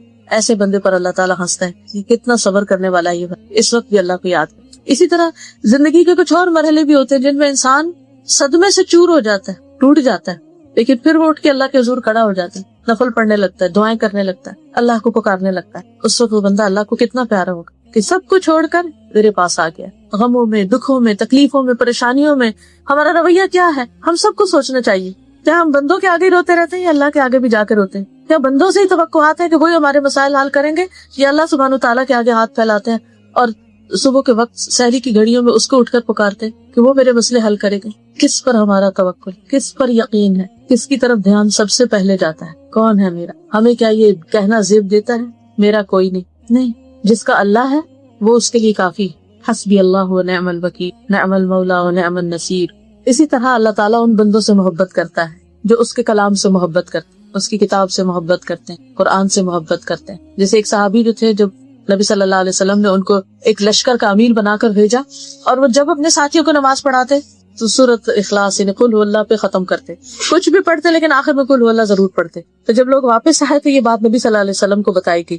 آپ نے فرمایا اس شخص سے پوچھو کہ کیوں ایسا کرتا ہے، کیوں ہر رکعت میں قل هو اللہ پڑھتا ہے. لوگوں نے جب اس سے پوچھا تو اس نے کہا اس میں رحمان کی صفت کا ذکر اور مجھے پسند ہے کہ میں اس کو پڑھوں، میں اس سے محبت کرتا ہوں. تو نبی صلی اللہ علیہ وسلم نے فرمایا اس کو خبر دو کہ اللہ تعالیٰ بھی اس سے محبت کرتے ہیں، اس کو قل هو اللہ احد پسند ہے، اللہ تعالیٰ بھی اس کو پسند کرتے. ہمیں قرآن کا کون سا حصہ پسند ہے کہ جسے ہم روز پڑھتے ہیں، جسے ہم محبت سے پڑھتے ہیں اور جسے واقعی خوشی سے پڑھتے ہیں؟ ہم میں سے ہر شخص، میں ہاتھ اس لیے کھڑا کرانا چاہتی کہ یہ معاملہ میرے سے متعلق ہے، ہر شخص اپنے دل سے جائزہ لے مجھے اللہ کی کتاب سے کتنی محبت. کیا وہ سفر اور حضر میں میری ساتھی ہے؟ کیا اس کا کچھ حصہ میرے سینے میں ہے؟ کیا میں اس کو پڑھنے کے لیے، اس کو سمجھنے کے لیے، اس کا حق ادا کرنے کے لیے کوشش کرتی؟ کیا ہم واقعی اہل القرآن میں سے ہیں؟ قرآن کی کتنی محبت ہے ہمارے دلوں میں. عبداللہ بن مسعود کہتے ہیں نبی صلی اللہ علیہ وسلم نے فرمایا جو آدمی چاہتا ہے کہ اللہ اور اس کا رسول اس سے محبت کرے، اسے قرآن مجید کی تلاوت مصحف دیکھ کر کرنی چاہیے. سلسلہ صحیحہ کی حدیث ہے کہ پھر محبت کا اظہار کس طرح کرے، یعنی جو چاہتا اللہ اور اس کا رسول اس سے محبت کرے پھر وہ یعنی قرآن پڑھے، زبانی نہیں آتا دیکھ کر پڑھے. دیکھ کے پڑھنا کوئی معمولی بات نہیں ہے، یہ بھی بہت بڑے اجر کی بات ہے، کیونکہ اللہ کے کلام کو لکھا ہوا جب آپ دیکھتے ہیں اس کو دیکھ کر بھی غضب خوشی ہوتی ہے. اس کے حرف بھی ہم سے جیسے بولتے ہیں، ان کے جو خم ہوتے ہیں، ان کے جو نقطے ہوتے ہیں، ان کے جو انسان دیکھتا ہی رہتا ہے، دیکھتا ہی چلا جاتا ہے. تو قرآن سے اپنی محبت کا جائزہ. اور ویسے بھی اگر آپ دیکھیں کہ جس سے محبت ہوتی ہے نا اس کی باتیں بھی بڑی اچھی لگتی ہیں، اس کا کلام بھی بڑا اچھا لگتا ہے، وہ کچھ بھی کہتے بہت اچھا لگتا ہے. ہماری کیا خواہش ہوتی ہے کہ وہ مجھ سے بات کرے، ہم اس سے باتیں کرنا چاہتے ہیں، تو یہ چاہتے ہیں کہ وہ بھی ہم سے بات کرے. ہم اللہ سے محبت کے دعوے کریں اور ہمیں اللہ کے کلام سے، قرآن مجید سے محبت ہی نہ ہو. یہ کیسے محبت؟ یہ ہو ہی نہیں سکتا. اور یہ کیسی محبت ہے کہ محبت ہے، کہتے ہیں محبت ہے، لیکن پھر اس کو پڑھتے بھی نہیں، اس کو سیکھتے بھی نہیں، اس کے ساتھ زندگی لگاتے بھی نہیں. یہ پھر سچی محبت تو نہ ہوئی. پھر اللہ تعالیٰ محبت کرتا ہے متقی، غنی، خفی بندے سے، چھپے ہوئے بندے سے. یعنی ضروری نہیں کہ جس بندے سے اللہ محبت کرتا اس کی بڑی شہرت ہو جائے دنیا میں اور ہر کوئی اس کو بڑی نگاہ سے دیکھنے لگے. بعض اللہ کے بندے ایسے ہیں کہ جو کسی کے سامنے نہیں ہوتے، بندوں کو نہیں پتا ہوتا ان کا، لیکن وہ ایسے اچھے ہوتے ہیں کہ اللہ تعالیٰ ان سے محبت کرتے ہیں. لیکن ان کے اندر 3 چیزیں: متقی، اللہ کا ڈر، غنی، دل میں بے نیازی، دنیا کی لالچ اور ہرس نہیں، اور خفی، جو اپنے آپ کو نمایاں نہیں کرنا چاہتا، پیچھے پیچھے رہتا ہے، خاموشی سے کام کرتا ہے، چپ کے کام کرتا ہے. مثلا نوافل ادا کرتے کسی کو نہیں پتا، صدقہ خیرات کرتے کسی کو نہیں پتا، دائیں ہاتھ دیتا ہے اور بائیں کو خبر ہی نہیں. ایسے لوگ اللہ تعالیٰ کے عرش کے سائے تلے ہوں گے قیامت کے دن، جس دن کوئی سایہ نہ ہوگا. وہ اللہ کے خاص بندے ہوں گے، اللہ کے محبوب بندے ہوں گے. پھر دنیا سے بے رغبت انسان، اللہ تعالیٰ اس سے محبت کرتا ہے. ایک آدمی نے نبی صلی اللہ علیہ وسلم کی خدمت میں حاضر ہو کر عرض کیا، اے اللہ کے رسول صلی اللہ علیہ وسلم، مجھے ایسا عمل بتائیے کہ جب میں وہ کروں تو اللہ مجھ سے محبت کرے اور لوگ بھی مجھ سے محبت کریں. یہ اس شخص نے تو پوچھ لیا، ویسے ہم سب کی یہی خواہش ہے یا نہیں؟ ہم سب کی یہی خواہش ہے کہ اللہ تعالیٰ بھی ہم سے محبت کرے، بندے بھی ہم سے محبت کرے. آپ نے فرمایا، دنیا سے بے رغبت ہو جاؤ، اللہ تم سے محبت کرے گا، اور جو کچھ لوگوں کے پاس ہے اس سے بے نیاز ہو جاؤ، اس کی لالچ نہ رکھو، لوگ تم سے محبت کرنے لگے. جب لوگوں کو پتا چلتا ہے نا کہ اس بندے کو مجھ سے نہیں میرے مال سے محبت ہے، تو کبھی بھی آپ سے محبت نہیں کر سکتے. لیکن جب لوگوں کو یہ پتا چلتا ہے کہ ان کو آپ سے محبت ہے، آپ کی چیزوں سے محبت نہیں، تو وہ بھی جواباً آپ سے محبت کرتے. تو کسی بھی انسان سے جب محبت کریں تو اس کی اچھی کوالٹیز کی وجہ سے، اس کی خوبیوں کی وجہ سے، اس کی انسانیت کی وجہ سے اس سے محبت کریں، نہ کہ اس کے مال کی وجہ سے یا جاہ کی وجہ سے یا کسی اور وجہ سے. اسی طرح اللہ سبحانہ تعالیٰ کو اس بندے سے محبت ہے جو ہر کام کو پختگی کے ساتھ، اتقان کے ساتھ کرے، اچھے سے کرے، ٹال مٹول نہ کرے، بس کام چلاؤ والی بات نہ کرے، بلکہ حق ادا کرے. اس کام، جو بھی کام کرے، دین کا کرے، دنیا کا کرے، کوئی بھی کرے، اچھے سے کرے. اب دیکھیں کہ اگر اس اصول پہ سب لوگ کام کرنے لگے تو کیا کوالٹی ہو جائے ہر کام میں. سلسلہ صحیحہ کی حدیث ہے، ان اللہ یحب اذا عمل احدکم عملا ان یتقنہ، بے شک اللہ کو یہ بات محبوب ہے کہ جب تم میں سے کوئی آدمی عمل کرے تو اسے مضبوطی کے ساتھ، پختگی کے ساتھ، عمدگی کے ساتھ انجام دے. مثلا کون سا کام؟ مثلا نماز کے علاوہ وضو اور قرآن کی تلاوت اچھے سے کرے، عمدہ سے کرے. اور کوئی دنیا کا کام بھی بتا دیجیے. بچوں کے فرض سے بہت بڑا کام ہے، ساری زندگی کا کام ہے. چھوٹے چھوٹے کام بتائیے. ویسے کھانا بنا رہے ہیں آپ، اللہ کی مخلوق سے پیار، جی ساس کی خدمت دل لگا کے، پھر اس میں دل نہ چاہ رہا پھر اچھے سے کرے. اور وہ اللہ کی خاطر ہوتا ہے نا، وہ اللہ کی خاطر ہوتا ہے. کیونکہ جو کام تو اپنے من کو بھی پسند ہے اور ہم انجوائے کر رہے ہیں، اس میں تو اپنا نفس بھی آ جاتا ہے نا. لیکن وہ جس کو دل نہیں کرتا پھر انسان اس کو اچھے سے کرتا ہے، وہ دراصل وہ اچھا کام ہوتا ہے، وہ اللہ کی خاطر ہوتا ہے، اس میں احسان ہوتا ہے، اس میں پختگی ہوتی ہے. پھر اسی طرح اللہ اس عمل کرنے والے سے محبت کرتا ہے جو کام کو خوبصورتی سے کرے. اذا عمل ان یحسن، اس میں حسن پیدا کرے، عمدگی سے، خوبصورتی سے. اچھا بعض لوگ جب دین میں آتے ہیں نا تو وہ دین کے کام کو پھر اچھے سے کر لیتے ہیں، نماز اچھے سے پڑھ لی، وضو اچھے سے کرنا سیکھ لیا، باقی چیزیں بھی. لیکن جو دنیا کے کام ہوتے ہیں ان میں پھر پرواہ نہیں کرتے. مثال کے طور پہ کپڑا استری کرنا ہے، تو گزارا ہی کرنا ہے، چھوڑو پرے. یہ کام صفائی گزارا کرنا ہے، نہیں، اس کو بھی اچھے سے کرے. یہ نہیں کہ ساری زندگی اس میں لگا دیں، لیکن ہر چیز میں سلیقہ ضروری. جی جو بات کرے وہ بھی اچھے سے کرے، پکائے تو اچھے سے پکائے، کچھ بھی کرے یعنی اس میں آسان طریقہ اختیار کرے، جو دوسروں کی طبیعت پہ بوجھ بننے والا نہ ہو. الٹا سیدھا کام نہیں، جو کام نہیں آتا اس کو سیکھا جائے کہ کیسے کرنا ہے، اور ہر دم سیکھتے رہیں. جہاں کہیں بھی کسی کو دیکھے وہ آپ سے اچھا کوئی کام کرنا جانتا ہے، فوراً اس سے پوچھیے کام کیسے. حضرت عمر رضی اللہ تعالیٰ عنہ جو تھے ہر ایک سے سوال کیا کرتے تھے، بکری والے سے بکریوں کے بارے میں پوچھتے تھے. اسی طرح دوسرے لوگ جو بھی جس چیز میں اچھا ہوتا تھا اس سے سوال کرتے تھے کہ تم یہ کام کیسے کرتے ہو، یہ کیا ہوتا ہے. وہ ہر ایک سے سیکھتے تھے. اور جتنا زیادہ انسان جانتا ہے اتنی زیادہ پھر بیسٹ مینجمنٹ بھی کر سکتا ہے. ان کی حکومت اتنی بہترین کیوں تھی، ہر شخص کو اتنا عدل کیوں میسر تھا، کیونکہ وہ خود پرسنلی لوگوں کے معاملات کو جانتے تھے، ان کو سمجھتے تھے، اور پھر ان کو فیصلے کرنے میں آسانی ہوتی تھی. ایک ہوتا ہے نا کہ سیکنڈ ہینڈ خبر پہ آپ ڈیپینڈ کر رہے ہیں کہ کوئی آ کے آپ کو بتا رہا ہے یہ کیسا ہے یہ کیسا ہے، لیکن ایک یہ کہ آپ خود بھی نو ہاؤ رکھتے ہیں تو پھر اس میں فیصلہ زیادہ بہتر ہوتا ہے. تو عمل کو پختگی سے کرنا، ایسا کپڑا نہیں سینا کہ بار بار ادھڑتا ہی چلا جائے، اور اسی طرح خوبصورتی سے، سلیقے سے، عمدہ طریقے سے. لیکن اس کا یہ مطلب نہیں کہ انسان ان چیزوں میں اتنا مبالغے میں پڑ جائے کہ اس کی نماز ہی قضا ہو جائے. یا ان چیزوں میں اتنا زیادہ وہ اپنا وقت ضائع کر دے. مطلب یہ ہے کہ تھوڑا سا بھی ہو لیکن نیٹ ہو, کلین ہو, اور اس کے لیے انسان کو کام سیکھنے کی ضرورت ہے, پھوڑ من نہیں. آپ دیکھیے کہ گھروں میں عموماً لڑائی جھگڑے کس بنا پر ہوتے ہیں؟ آپس کی تلخی جو ہوتی ہے ساس بہو کی یا شوہر بیوی کی بعض اوقات کس بنا پر ہوتی ہے. کبھی انسان ان واقعات میں جا کر دیکھے کہ شکایت کی وجوہات کیا ہے. آپ کو حیرانی ہوگی کہ چھوٹی چھوٹی مزاجوں اور عادتوں میں خرابیاں جو ہیں, بدسلیقگی جو ہے, ایسی چیزیں کہ جو دوسروں کی طبیعت پر ناگوار گزرے, پھر دوسروں کی برداشت کی حد ہو جاتی, پھر آرگومنٹ شروع ہو جاتی, پھر لڑائیاں جھگڑے طلاقوں تک نوبت ہو جاتی, بات ختم. ہم اس وقت مظلوم بنے رہتے ہیں نا, دوسرا ہم پہ بڑا ظلم کر رہے, لیکن ہوتے خود ظالم ہیں کہ خود موقع دیتے ہیں دوسرے کو کہ وہ بھی غصے میں اتنا آگے بڑھ جائے کہ پھر اپنی غلطی نہیں دیکھتے. تو جب تک ہم زندہ ہیں نا, ہم نے سیکھتے ہی رہنا ہے, جو بھی سیکھنے کا موقع مل جائے. اور سب سے پہلے تو دین سیکھنے کی ضرورت ہے. اپنی نمازوں کو کیسے خوبصورت بنا سکتے ہیں, اس میں باقی چیزوں کو. پھر اسی طرح اللہ سبحانہ و تعالی بلند اخلاق والوں سے محبت کرتا ہے. ان اللہ عز وجل کریم یحب الکرم ومعالی الاخلاق ویبغض صفصافها. بے شک اللہ سبحانہ و تعالی سخی ہے, سخاوت اور بلند اخلاق سے محبت کرتا ہے اور ردی اخلاق سے نفرت کرتا ہے. پھر سچی گفتگو, امانت کی ادائیگی اور بہترین پڑوسی بننا, یہ چیزیں بھی اللہ سبحانہ و تعالیٰ کی محبت کو کھینچ لاتے. نبی صلی اللہ علیہ وسلم ایک دفعہ وضو کر رہے تھے, پانی منگوایا, وضو کر رہے تھے تو لوگ آپ کے وضو کے پانی کی طرف لپکے. انہوں نے اس میں سے لیا, کچھ پیا, کچھ زمین پہ گر گیا, تو انہوں نے اس کو لے کے اپنے چہروں پر, سروں پر, سینوں پر مل لیا یہ اس پانی. نبی صلی اللہ علیہ وسلم فرمایا کہ تمہیں اس چیز پر کس چیز نے اکسایا ہے, یہ تم ایسا کیوں کر رہے ہو, میرے پانی کو لے کے اپنے اوپر مل رہے. تو انہوں نے کہا, اے اللہ کے رسول صلی اللہ علیہ وسلم, آپ سے محبت کی وجہ سے, ہمیں آپ سے محبت ہے, اس لیے ہم آپ کا پانی لے کے ہی کر رہے ہیں, اور اس لیے تاکہ اللہ تعالیٰ ہم سے محبت کرے. کیونکہ اللہ کی محبت حاصل کرنے کا ذریعہ اور طریقہ کیا ہے؟ نبی صلی اللہ علیہ وسلم سے محبت کر, سنت سے محبت کرنا. رسول اللہ صلی اللہ علیہ وسلم نے فرمایا, اگر تم اس بات کو پسند کرتے ہو کہ اللہ اور اس کا رسول تم سے محبت کرے تو 3 خوبیوں پر ہمیشگی اختیار کرو, 3 کام ہمیشہ کرتے رہو.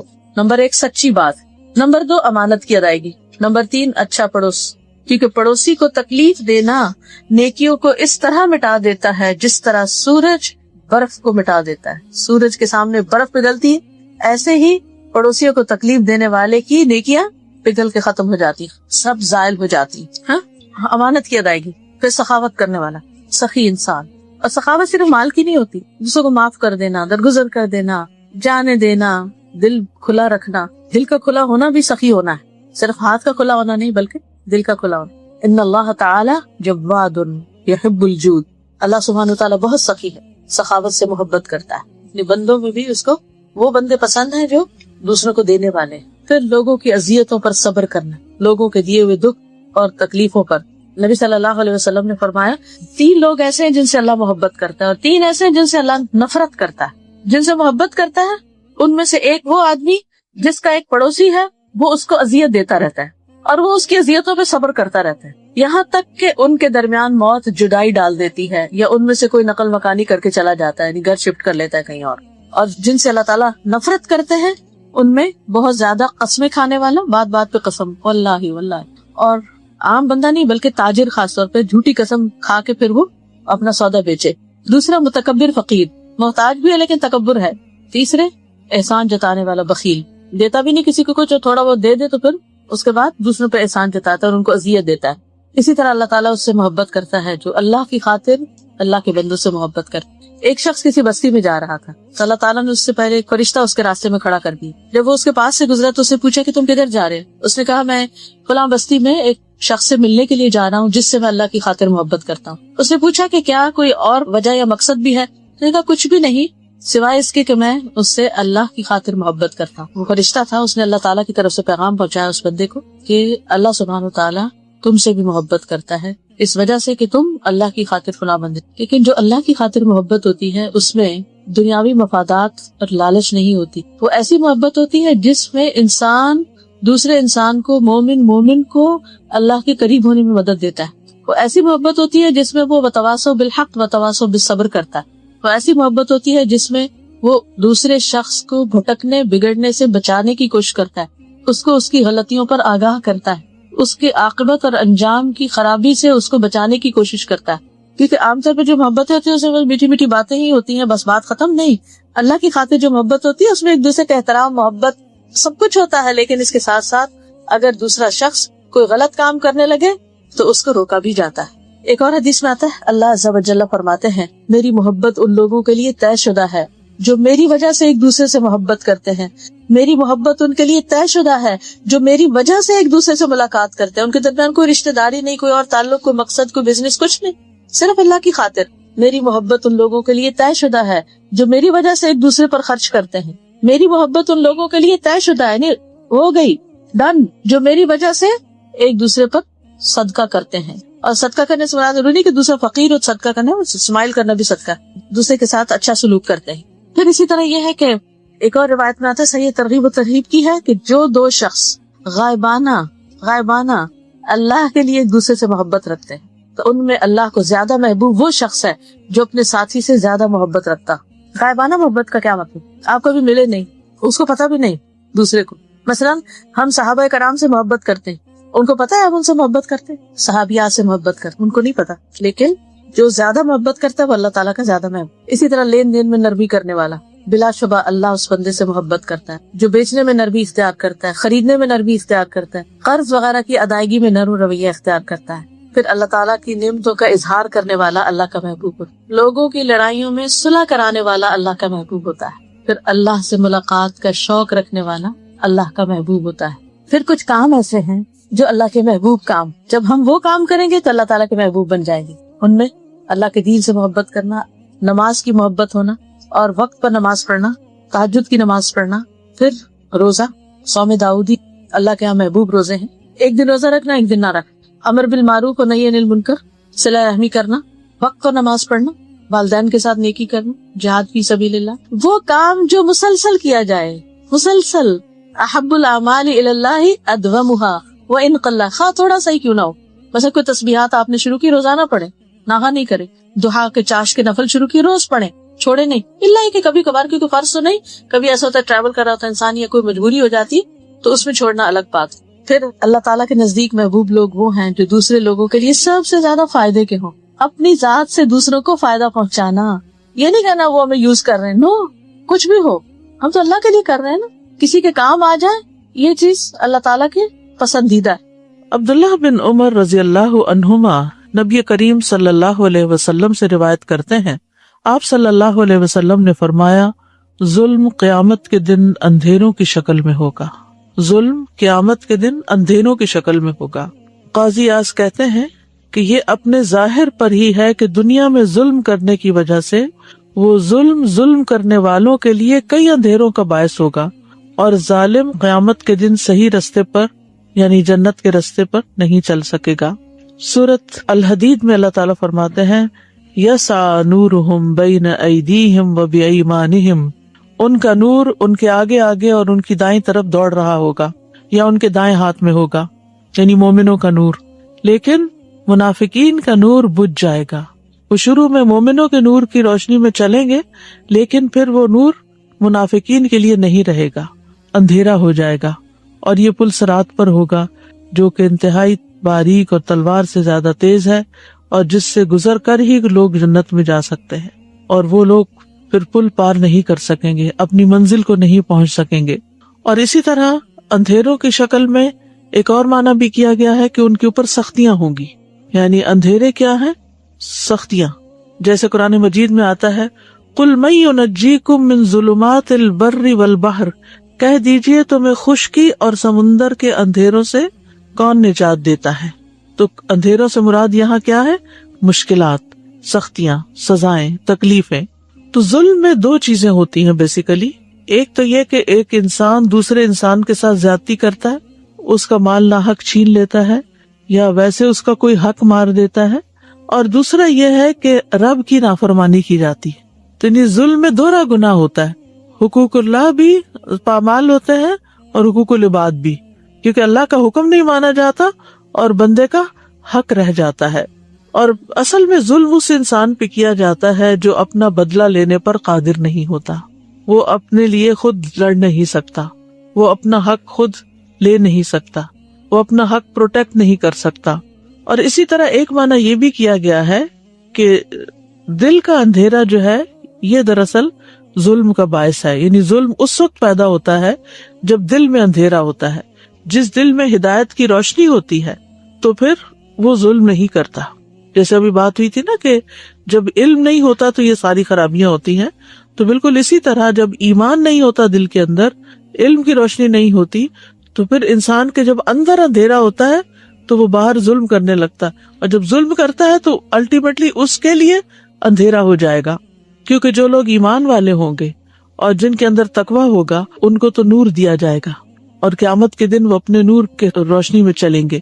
لیکن جن کے پاس نور نہیں ہوگا وہ اندھیروں میں بھٹکتے پھریں گے، دنیا میں بھی اندھیرے اور آخرت میں بھی اندھیرے. تو یاد رکھیے اللہ تعالیٰ نے ظلم کو حرام قرار دیا ہے. نبی صلی اللہ علیہ وسلم نے فرمایا، اللہ تبارک و تعالیٰ فرماتے ہیں، اے میرے بندو، میں نے اپنے اوپر ظلم کو حرام قرار دیا ہے اور میں نے تمہارے درمیان بھی ظلم کو حرام قرار دیا ہے، تو تم ایک دوسرے پر ظلم نہ کرو. یعنی اللہ سبحانہ و تعالیٰ نے اپنے اوپر ظلم حرام قرار دیا، اسی لیے فرمایا نا وما انا بظلام للعبید، میں اپنے بندوں پر ظلم کرنے والا نہیں ہوں. تو بندوں کو بھی بندوں پر ظلم نہیں کرنا چاہیے.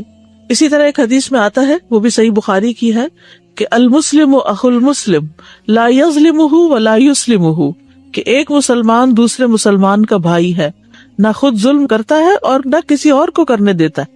تو اس سے کیا پتا چلتا ہے کہ اگر آپ دیکھتے ہیں کہ کوئی اور کسی پہ ظلم کر رہا ہے تو اس کو بھی روکنا چاہیے. پھر اسی طرح جو شخص ظلم کرتا ہے وہ اللہ کی ہدایت سے محروم ہو جاتا ہے. ظالم شخص کو اللہ ہدایت نہیں دیتا. واللہ لا یہدی القوم الظالمین. پھر اسی طرح ایسا شخص اللہ کی محبت سے محروم ہو جاتا ہے. واللہ لا یحب الظالمین. اللہ ظالموں سے محبت نہیں کرتا. ظالم کو اللہ تعالیٰ مہلت دیتا ہے لیکن پھر اچانک پکڑتا ہے، اور جب پکڑا جاتا ہے تو پھر اس کے پاس چھٹکارے کا کوئی راستہ نہیں ہوتا. رسول اللہ صلی اللہ علیہ وسلم نے فرمایا، بے شک اللہ ظالم کو مہلت دیتا رہتا ہے لیکن جب اسے پکڑتا ہے تو پھر اسے نہیں چھوڑتا. پھر آپ صلی اللہ علیہ وسلم نے اس آیت کی تلاوت کی، کذالک اخذ ربک اذا اخذ القری وہی ظالمہ ان اخذہ علیم شدید. اور تیرے رب کی پکڑ اسی طرح ہے جب وہ بستی والوں کو پکڑتا ہے جو اپنے اوپر ظلم کرتے رہتے ہیں، بے شک اس کی پکڑ بڑی تکلیف دینے والی اور بڑی ہی سخت ہے. یعنی پہلے اللہ تعالیٰ مہلت دیتا ہے، پھر اچانک اس کو پکڑ لیتا ہے، اور رب کی پکڑ جو ہے وہ بہت سخت ہے. اللہ سبحانہ و تعالیٰ ہمیں معاف کر دے اور ظلم کرنے سے بچائے کہ کسی کے اوپر بھی، کسی انڈیویجول کے اوپر، کسی آرگنائزیشن کے اوپر، کسی بھی طرح کا، چاہے مال سے، چاہے کسی کو فزیکلی ٹارچر کر کے، یا کسی کے اوپر الزام تراشی کر کے، یا اس کو گالی گلوچ کر کے، یا اس پہ جھوٹے الزام لگا کے، یعنی ہر طرح کا ظلم اس میں آ جاتا ہے. یعنی اس میں صرف مار پٹائی نہیں، صرف مال چھیننا نہیں، بلکہ زبان سے بھی تکلیف دینا جو ہے. بعض اوقات جو ابیوسو لینگویج استعمال کی جاتی ہے اور ایموشنل بلیک میلنگ کی جاتی ہے، یا یہ کہ دوسرے کو ہر طرح ہر وقت تانے دیے جاتے ہیں، یہ ساری ظلم کی قسمیں ہیں. یا کسی کا کوئی بھی جو حق ہے وہ اس کو نہ دیا جائے. جیسے انسانوں کے آپس میں حقوق ہیں، ماں باپ کا حق ہے، اولاد کا حق ہے، بہن بھائیوں کا حق ہے، شوہر بیوی کا ایک دوسرے کے اوپر حق ہے. تو اگر شوہر بیوی کو اس کا حق نہیں دیتا یا بیوی شوہر کو حق نہیں دیتی، یہ ساری چیزیں ظلم میں شامل ہو جاتی ہیں. ٹیکسی پہ آپ سوار ہوں، آجر و اجیر کا حق ہے، ٹیکسی والے کی ٹیکسی آپ استعمال کریں اور پھر بھاگ نکلے. کسی دکاندار سے آپ کوئی چیز خریدیں، آپ اس کو لے کے پیمنٹ ہی نہ کریں. رسول اللہ صلی اللہ علیہ وسلم نے فرمایا، قیامت کے دن ایسا آدمی آئے گا جسے یہ امید ہوگی کہ وہ اپنی نیکیوں کے بلبوتے پر نجات پا جائے گا. یعنی اسے بڑی خوش فہمی ہوگی کہ میرے پاس بہت نیکیاں ہیں، میں پار ہو جاؤں گا. لیکن اس نے جن پر ظلم کیا ہوگا وہ کھڑے ہو جائیں گے اور آ کر اس کی نیکیاں لیتے رہیں گے.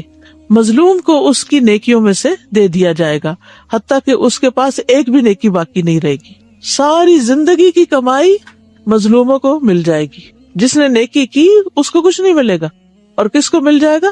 جن کے اوپر ظلم ہوا تھا دنیا میں.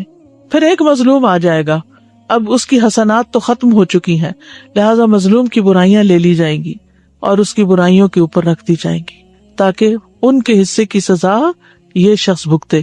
کتنے بڑے خسارے میں ہے ایسا شخص، کتنے بڑے نقصان میں ہے. ظلم کی اور قسم کیا ہے؟ مثلاً عام روزمرہ زندگی میں دیکھیں، مثلاً آپ ڈاکٹر ہیں اور آپ مریض کو توجہ سے نہیں دیکھ رہے، وہ بتا رہا ہے مجھے یہ تکلیف ہے یہ تکلیف ہے، اور آپ کہیں اور کسی اور سوچ میں ہے، کچھ اور دیکھ رہے ہیں، دھیان سے بات ہی نہیں سن رہے.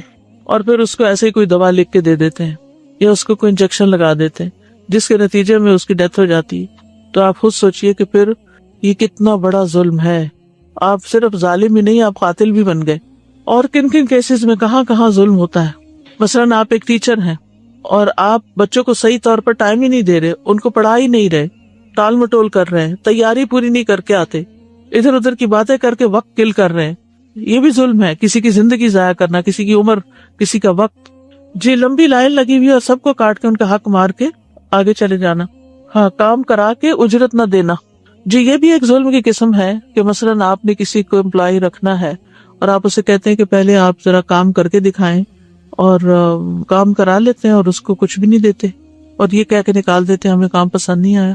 unless agreed، اگر وہ اگری کر گئے کہ ٹھیک ہے میں فری میں کروں گا، آپ چیک کر لیں، پھر اور بات ہے.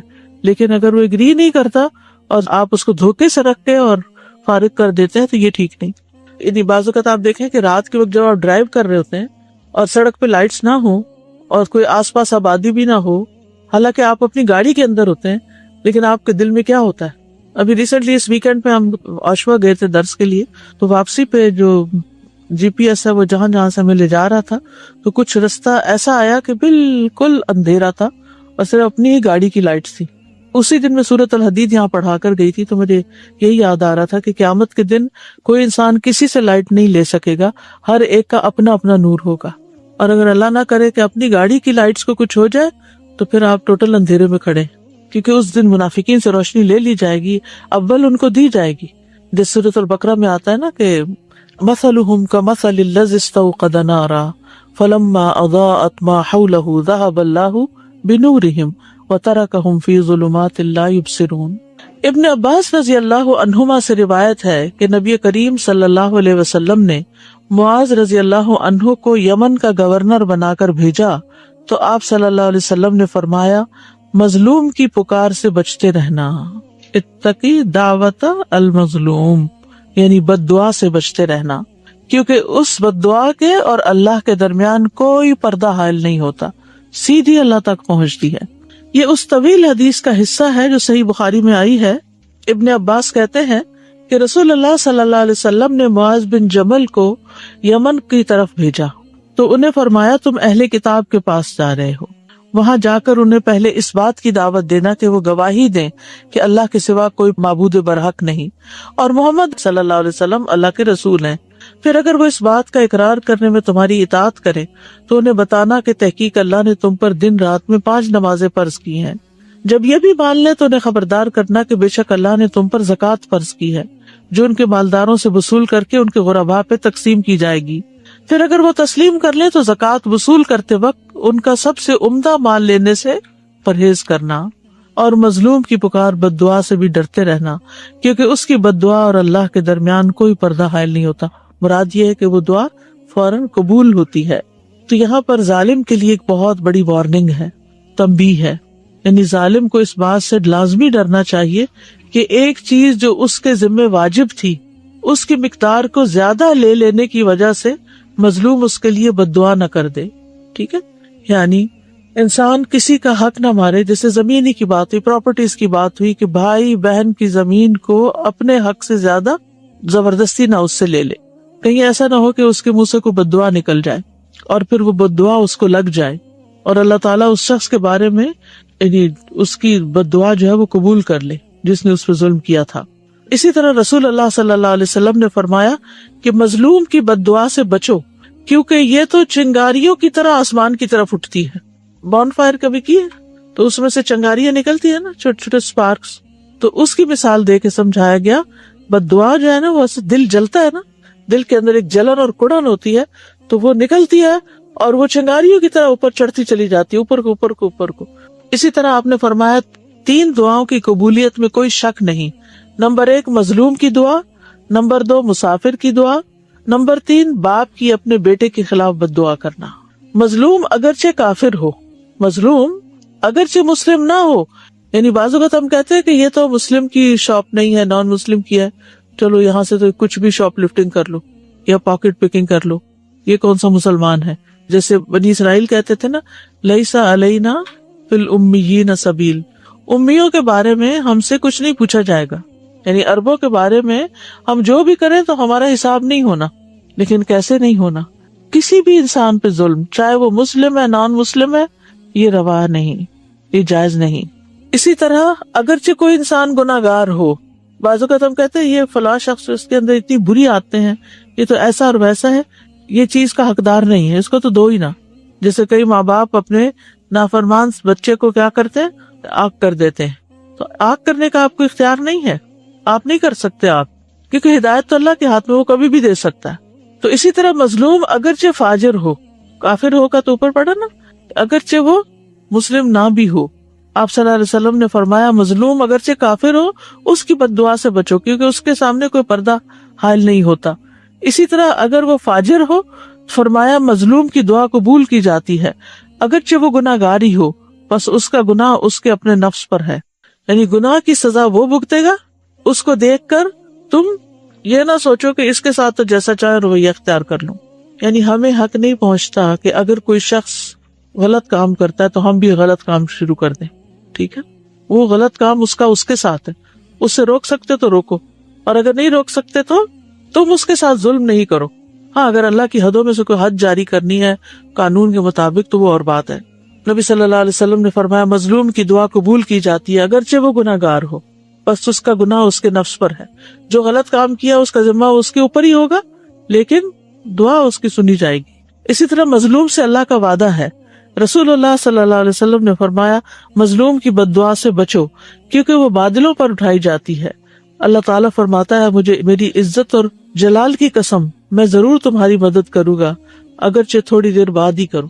تو مظلوم کے ساتھ اللہ کی مدد ہوتی ہے، اللہ تعالیٰ اس کی مدد فرماتا ہے چاہے وہ کچھ ٹائم ہی لگ جائے.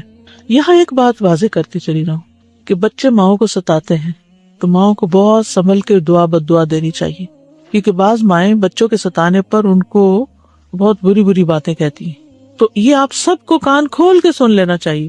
کبھی اپنے بچے کو بد دعا نہ دیں، اس کی ہدایت مانگے، اس کے لیے خیر مانگے، اللہ اس کو سمجھ دے، اللہ اس کو نمازی بنائے، اللہ متقی بنائے، جو بھی آپ کے دل میں. لیکن یہ نہ کہے کہ تمہارا بیڑا ہی غرق ہو جائے یا تمہارا ستیہ ناس ہو جائے، یا پتہ نہیں کیسے کیسے جملے بول دیتے ہیں غصے میں آ کے.